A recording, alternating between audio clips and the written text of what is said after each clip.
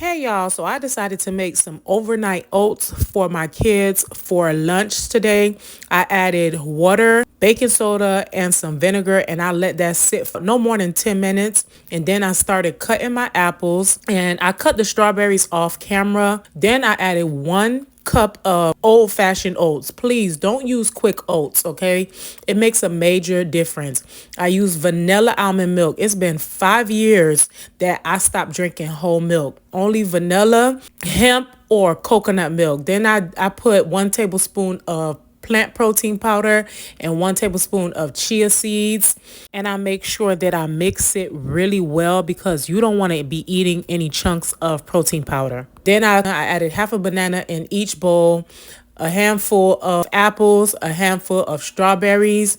Then I added some roasted oats and honey granola.